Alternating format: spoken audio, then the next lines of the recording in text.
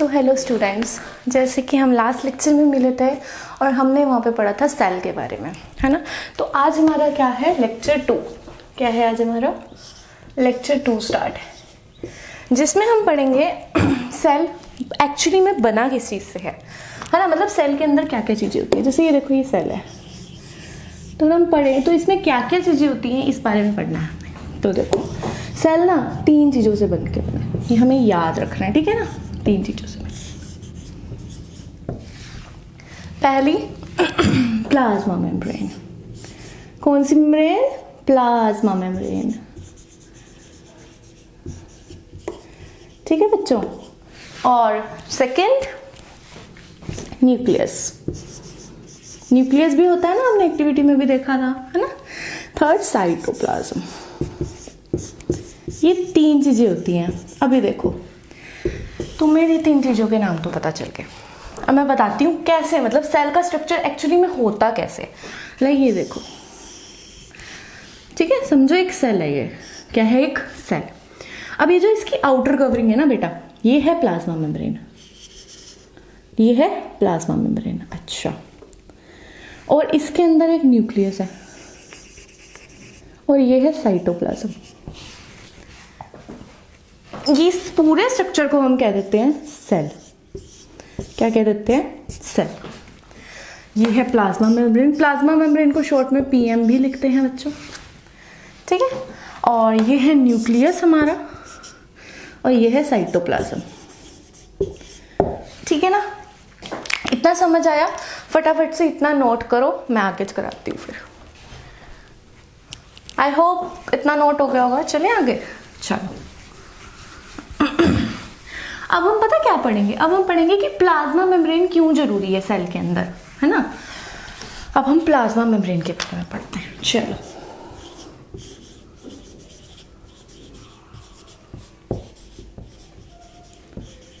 Plasma membrane सबसे पहले तो हमें पता होना चाहिए सेल के आउटर पे प्रेजेंट होती है।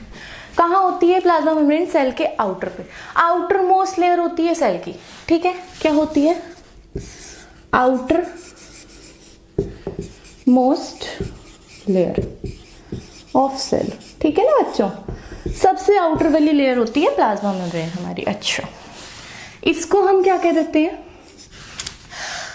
इसके ऊपर ना एक और लेयर प्रेजेंट होती है जिसे हम सेल मेम्ब्रेन भी कह देते हैं, है ना। वो हम आगे प्लांट्स में पढ़ेंगे, ठीक है। चलो अब इसको पढ़ते हैं। प्लाज्मा मेम्ब्रेन हो गया।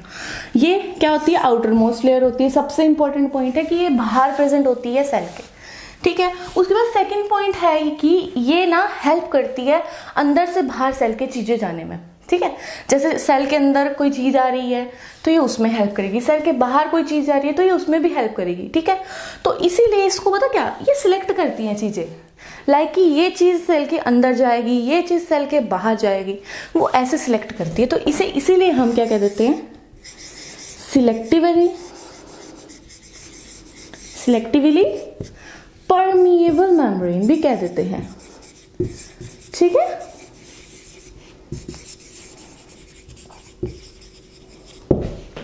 सिलेक्टिवली परमिएबल मेम्ब्रेन भी कह देते हैं हम इसे।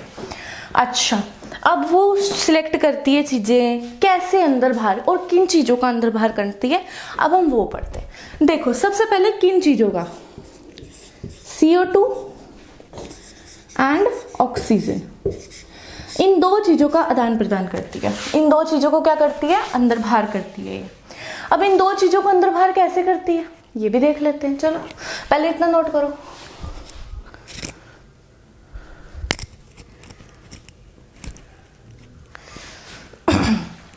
अब आए इन दोनों चीजों को ना कैसे आदान प्रदान करती है वो, अब ये देख लेते हैं। देखो, एक प्रोसेस आती है जिसका नाम होता है डिफ्यूजन। क्या नाम होता है उसका? यहां लिख रही हूं मैं, ठीक है। एक प्रोसेस आती है जिसका नाम होता है क्या? डिफ्यूजन। क्या नाम होता है उसका? डिफ्यूजन, ठीक। अब आप पूछोगे कि डिफ्यूजन होता क्या है एक्चुअली में, तो उसके बारे में मैं बताती हूँ। देखो बेटा, डिफ्यूजन क्या होता है? हाई कंसंट्रेशन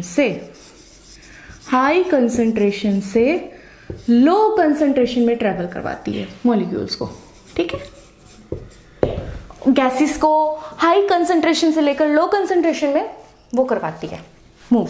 अब आपको पता होना चाहिए इसमें कंसंट्रेशन का भी मतलब क्या होता है ना, तभी तो हम समझेंगे कि हाई कंसंट्रेशन क्या है एंड लो कंसंट्रेशन क्या है।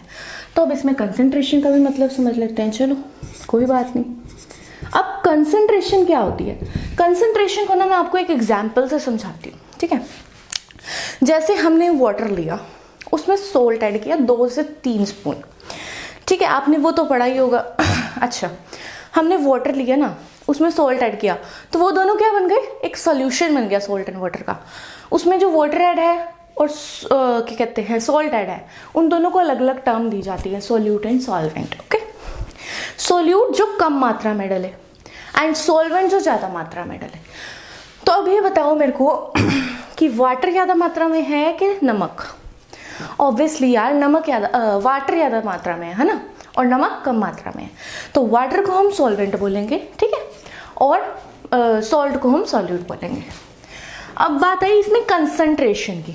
कंसंट्रेशन क्या होती है, जैसे कि मैंने अभी आपको एग्जांपल दिया वाटर एंड सॉल्ट का, है ना, तो इसमें हमें किसी चीज़ का अमाउंट देखना हो, किसी चीज़ का अमाउंट वो कितने परसेंट है, उसमें एक्चुअली में वो कितने परसेंट है, उसे हम कहते हैं कंसंट्रेशन। क्या कहते हैं, कंसंट्रेशन। अब यहाँ पे आ जाओ हाई कंसंट्रेशन, मतलब कि अब CO2 का एग्जांपल लो। अभी फिलहाल CO2 लिया हमने, ये नोट कर लो, मैं इसे रब कर रही हूँ,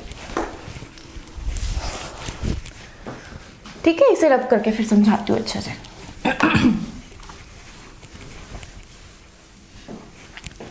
चलो देखो, CO2 का CO2 लिया जैसे हमने, ठीक है। अब हाई कंसंट्रेशन से लो कंसंट्रेशन, अब हमें क्या पता भाई CO2 अंदर आती है सेल के या CO2 बाहर जाती है सेल के, है ना। देखो अब एक बात हमें हमेशा याद रखनी है कि CO2 का ना सेल के अंदर, सेल के क्या, सेल के इनसाइड कंसंट्रेशन हाई होती है। क्या होती है, सेल के अंदर कंसंट्रेशन हाई होती है बजाय के सेल के बाहर, और इसकी कंसंट्रेशन सेल के बाहर लो होती है, ठीक है। CO2 की कंसंट्रेशन सेल के अंदर हाई होती है, सेल के बाहर लो होती है, ठीक है ना। तो अब हम कहेंगे कि ये कैसे मूव करेगा, डिफ्यूजन की हेल्प से मूव कर रहा है। तो मेरे को बताओ डिफ्यूजन क्या करती है, हाई कंसंट्रेशन से लो कंसंट्रेशन पे मूव करवाती है। तो मान लो ये सेल है, सेल के अंदर क्या है, CO2 है ना, तो इसकी कंसंट्रेशन हमें पता है CO2 की सेल के अंदर जाके बढ़ जाती है। तो क्या होगा, सेल के अंदर से हाई कंसंट्रेशन से लो कंसंट्रेशन में बाहर आएगा, मतलब कार्बन डाइऑक्साइड बाहर की साइड आए, अंदर से सेल के, है ना। एंड अब ऑक्सीजन की बात करें, हाई कंसंट्रेशन से लो में आ रही है। ऑक्सीजन की बात करें तो ऑक्सीजन में क्या होता है, इसके उल्टा होता है बिल्कुल। क्या होता है, इसके अपोजिट होता है बिल्कुल। अब जैसे ये ऑक्सीजन है इसकी क्या होती है, लो कंसंट्रेशन होती है सेल के अंदर एंड हाई कंसंट्रेशन होती है बाहर, सेल के बाहर। तो इसमें क्या होता है, ये अंदर चला जाता है सेल के। इस प्रोसेस को ही डिफ्यूजन कहते हैं और ये इसी में ऐसे ही काम करता है। समझ आई डिफ्यूजन कैसे काम करता है CO2 और NO2 में, नोट करो इसे। तो बच्चों आज का लेक्चर में ना हमने सिर्फ इतना ही पढ़ना था, हम ज़्यादा नहीं करेंगे, ठीक है ना, हम इतना ही करेंगे ताकि हमारे दिमाग में तो पड़े, ठीक है ना, इतना ही करना था। अब कल के लेक्चर में हम पता क्या करेंगे, मैं आपको एक और टर्म के बारे में बताऊंगी जिसका नाम है ओस्मोसिस, ठीक है। क्या है ओस्मोसिस, और मैंने आपको एक स्टार्टिंग में बताया था ना सेल मेम्ब्रेन के बारे में, मैं उसके बारे में भी बताऊंगी कल आपको।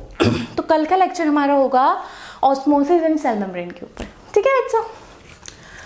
नोट हो गया, सब समझ आया, नहीं आया समझ तो भी बता दो मेरे को कोई दिक्कत नहीं है, मैं दोबारा भी समझा दूंगी, ठीक है ना। चलो तो फिर मिलते हैं कल के लेक्चर में, ठीक है बच्चों, बाय।